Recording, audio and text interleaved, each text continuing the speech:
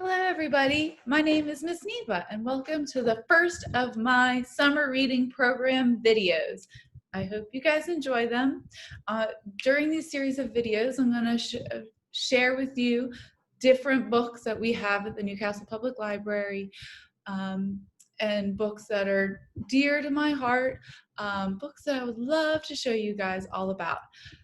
Today is called Mythical Mondays, and because our summer reading program this year is all about Imagine Your Story, it is all about fairy tales and myths and fantastical creatures. So today I'm going to share with you one of my daughter's favorite stories. It was one of her favorite stories when she was little, and so this just makes my heart so happy. It is called Bimwili and the Zimwi, and it is by Verna, Aardema. Pictures by Susan Meddaugh. Oh, also published by Dale Books for Young Readers. Hold on one second. All right, here we go. Bimwili and the Zimwi. One morning, when the mist was still pink in the sunrise, 3 sisters set out from the Swahili village to go play by the sea. The path to the sea was long, and though the 2 older girls had walked it often, this was the first time for their little sister Bimwili. The big girls had not wanted to take her. Titi said, "Mama, Bimwili is too little to go for so far." And Tasha added, "Something is sure to happen to her." But Mama Hawa said, "If you don't take Bimwili, you may not go either." So Bimwili got to tag along behind her big sisters. The path led them through jungles vibrant with the morning songs of birds and swamp noises with the whir, whir, whir of frogs.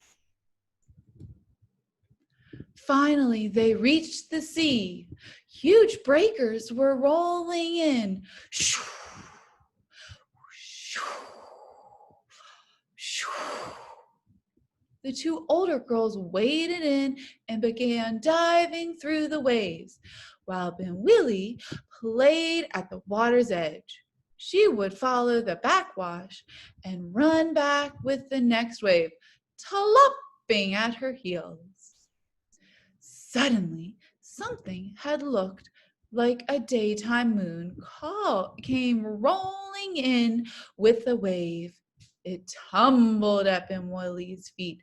"Aye!" she cried. "A shell! It's mine!" Oh, wow, look at that beautiful shell. Bimwili sat on a nearby rock to examine it. She ran her fingers around the bumpy ridge that spiraled to the peak. She held the smooth open side of it to her cheek. Then, to her surprise, she heard the soft shh,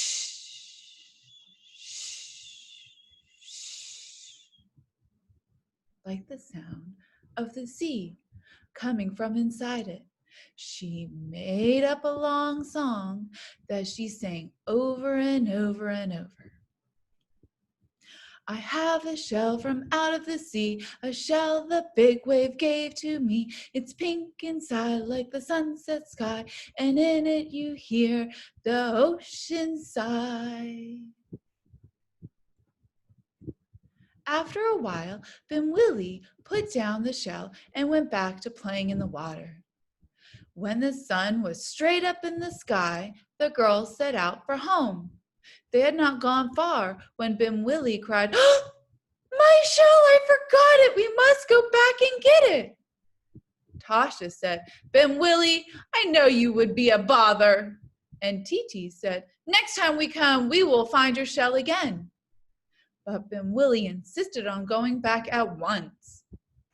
And they let her go all by herself. Along the path, she was afraid, so she sang, I have a shell from out of the sea, a shell the big wave gave to me. It's pink inside like a sunset sky, and in it you hear the ocean sigh. Bimwili was still singing when she reached the beach, and there, sitting on the rock where she had left her shell, was an ugly old Zimwi. His face was creased like a sunken gourd, and his long arms dangled down the side of the rock. When he saw Bimwili, his wrinkles crinkled into a smile. He greeted her. "Jumbo, little girl, how sweet you sing." "Jumbo," said Bimwili hesitantly, "I want my shell that is there beside you." "Sing for me first," said Zimwi. Bimwili began in a scared little voice. "I have a shell from out of the sea." "No, no, no!" cried Zimwi. "I can't hear you! Come closer and sing louder!" Bimwili obeyed, but the Zimwi said he still could not hear her. He made her sing over and over, each time coming closer. At last she was so near, he flung out his long arms and caught her. "Grum! Now I have you, my little singer," he cried. "Mama, mama, mama!" screamed Bimwili, as the Zimwi stuffed her in a big drum that he had beside him. Then he threw in the shell and fastened the drum head in place. Bimwili's cries gradually turned to sniffles.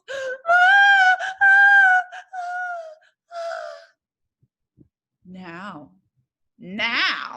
said Zimwi, "I have the only singing drum in the world. I shall be famous, and when I beat the drum, you, my little singer, will sing your song." Then he picked up the drum and set out down a path. Soon he came to a scatter of huts underneath some coconut trees. He went to the baraza, the meeting place. He said to the men there, "Gather your people together. I have a drum that can sing. Not gum, gum, gum. It sings beautiful songs. Cook me a meal and I shall entertain you." While the food was being prepared, the Zimwi beat the drum, and a sad little voice inside it sang the song of the shell. The people were delighted. They let the Zimwi eat all he wanted. Then he took up the drum and set out to the next town. Meanwhile, the older girls arrived home. "Where's Bimwili?" cried Mama Hawa. They had to admit they had let her return to the beach by herself. "Go back!" cried their mother. "How could you leave that little girl alone on that path?" The little girls hurried down the path. They ran and walked and walked and ran. At last, they reached the sea. The tide was out. The beach was wide and bare, and the only living things were the sand crabs, skittering sideways. Gua, gua, gua, gua. The girls were terrified. Something bad had happened to Bimwili, and it was their fault. When Tate and Tasha returned home without Bimwili, the whole village gathered under a mango tree. Their father, Hamasi, organized a search. It was evening, so the men set out with torches. They searched all night and for many days after that. At last, they gave up. During this time, Bimwili was traveling with the Zimwi. It was uncomfortable living in a drum by day and sleeping on the scuffy mats of guest huts at night. She ate food from the jungle, bananas, coconut meat, coconut milk, and each night Her going to sleep song was the shh, shh of the sea in her shell. Bimwili's only duty was to sing. She became bored with singing the same thing over and over, so sometimes she changed the words, and the Zimwi did not seem to notice. After many days, it happened that the Zimwi carried the drum into a village that encircled a mango tree. He went to the baraza and said to the men, "Gather the people together. I have a drum that can sing. Not gum, gum, gum. It sings a beautiful song. Cook me a meal, and I will entertain you." As the food was being prepared, one of the women asked, Bawa,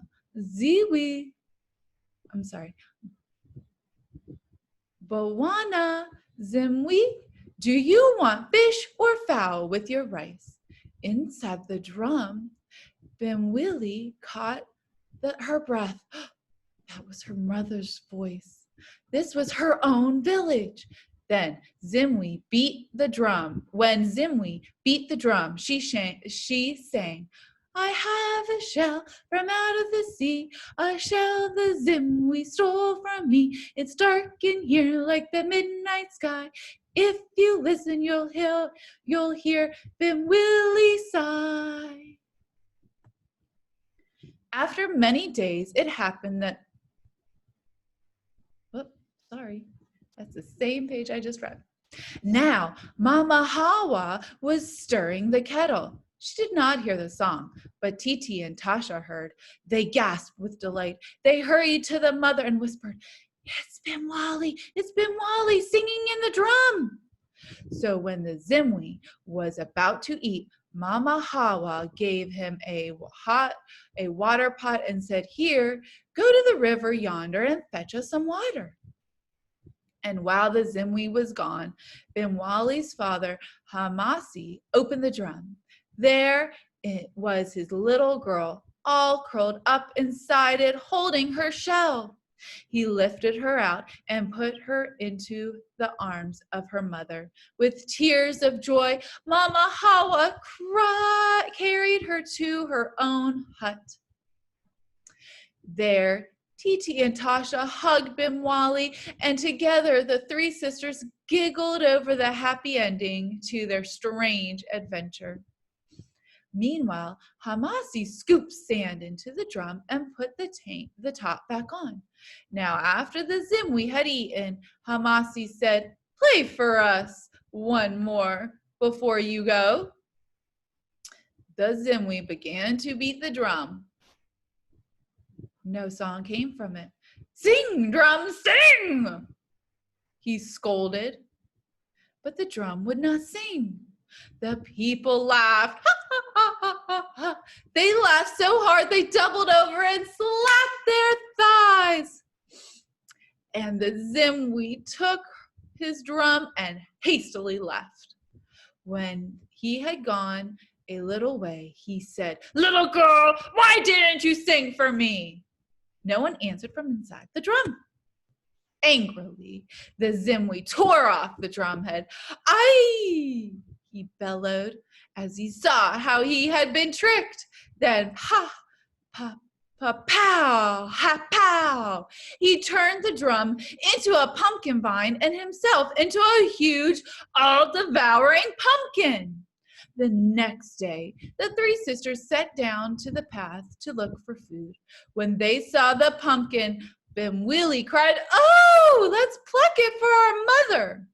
The pumpkin said, there you are, my little singer, I'll pluck you. And he came rolling after Bimwili. Belong, belong, belong. Titi and Tasha each grabbed one of Bimwili's hands. They ran headlong with her back to the village, to the baraza, where Hamashi and some other men were sitting. Hide us, they cried. The Zimwi has turned into a pumpkin and he's chasing us. The men hurried the girls into the council hut. Soon the big pumpkin came rolling in. Have you seen my people? He cried. Hamashi said, Are your people pumpkins? The pumpkin growled. They're in that hut over there. I see their tracks. And he scampered towards the doorway. Aye! Cried Hamasi as he leapt between. Then, Kawa! The Zimwi turned from a pumpkin into a seagull, and he flew away over the jungle, over the swamp, back to the beach he flew. He aligned on the rock where he had caught Bimwili, and there the Zimwi changed back to his usual self. His long arms dangled down the side of the rock, and his wrinkled face crinkled into a smile as he said, Farewell. Kwaheri, my little singer. That evening, at moonrise, the people of the village gathered inside a circle of fires and told tales. And little Bimwili had a story to tell and a shell to tell. And little Bimwili had a story to tell and a shell to show. To the people, the shell was amazing. They passed it from one to another, holding it to their ears. And one by one, they listened to the mysterious whisper of the sea. Shh, shh, shh.